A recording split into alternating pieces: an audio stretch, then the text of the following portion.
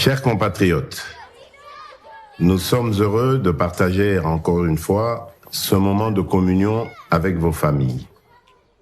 Ce message de vœux est devenu, depuis 5 ans maintenant, une tradition et nous mesurons à juste titre la grâce que nous avons d'être parmi vous. En effet, outre la présentation des vœux, nous avons pris rendez-vous chaque année en cette période précise pour faire d'une part une brève rétrospective de l'année qui s'achève et d'autre part des projections pour l'année qui s'ouvre.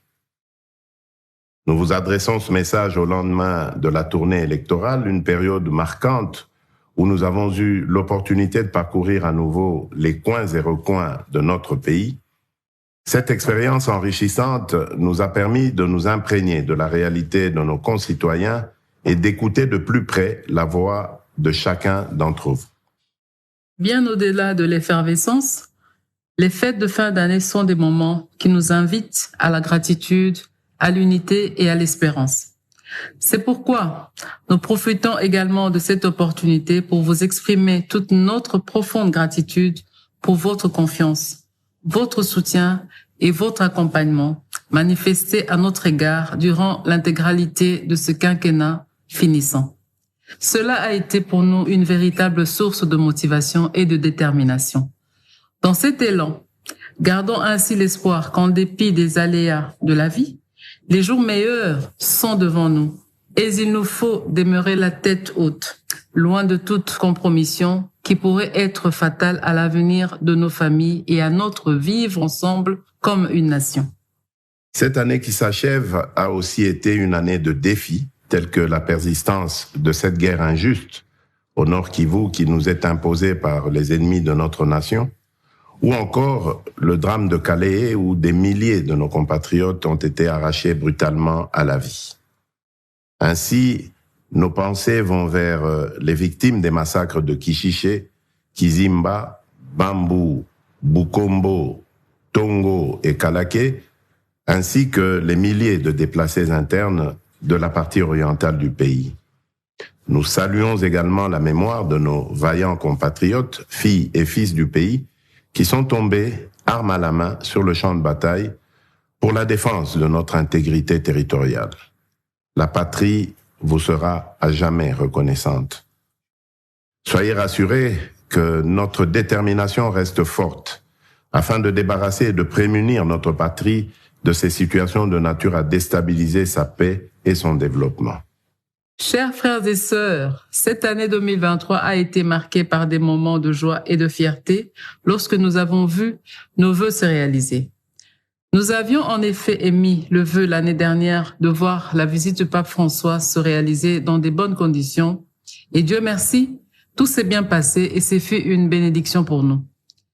Les 9e Jeux de la francophonie ont été finalement organisés contre vents et marées et ils ont simplement été historiques, des moments de joie et de rayonnement de notre pays, la République démocratique du Congo.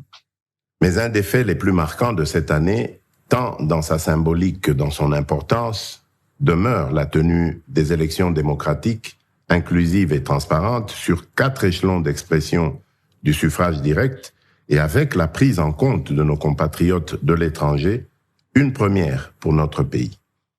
Malgré les défis évidents, elles se sont réalisées dans les délais prévus.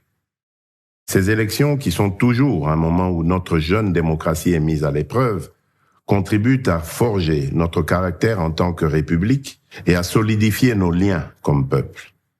Alors que nous sommes dans l'attente des résultats, je tiens à rappeler qu'au-delà de nos divergences, nous devrions en ressortir encore plus forts en tant que nation, autour d'un Congo plus résilient, plus uni et indivisible. C'est ici pour nous l'occasion de saluer avec un vibrant hommage le feu démocratique qui nous anime en reconnaissant la résilience dont nous avons fait montre pour exercer notre devoir citoyen en tant que souverain premier. L'année 2024 verra sans aucun doute le début d'un mandat de 5 ans pour les élus à différents niveaux de responsabilité. Ainsi, notre vœu est que les dirigeants qui auront été choisis par le peuple puissent agir dans l'intérêt supérieur de la nation et en toute conscience et responsabilité afin de consolider les bases d'un Congo uni, sécurisé et prospère. 2023 est une année où nous avons vu notre jeunesse entreprenante challenger le statu quo, faire briller notre culture et prouver que même avec des instruments rudimentaires, le génie congolais n'a pas de limites.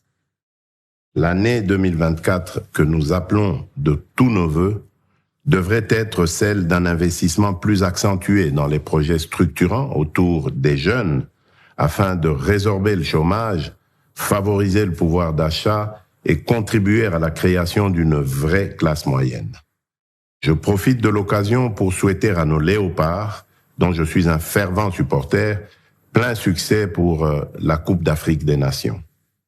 Chers compatriotes, vos histoires, vos sourires, vos aspirations profondes ont nourri notre engagement à redoubler d'efforts pour répondre à vos besoins et construire un Congo nouveau. Nous vous invitons à continuer à croire en notre capacité, en tant que peuple, à surmonter les défis, à réaliser nos rêves et à continuer d'aller de l'avant, quoi qu'il arrive. C'est tous les jours que nous bâtissons ce grand Congo, que nous léguons aux générations futures.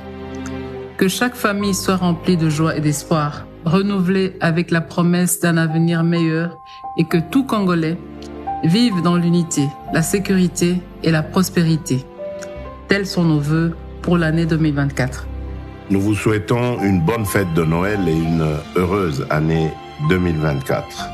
Mongo akue na moye, Nzambi anulama, Nkolo azala na bino, Mfumu Nzambi kakala ibenu.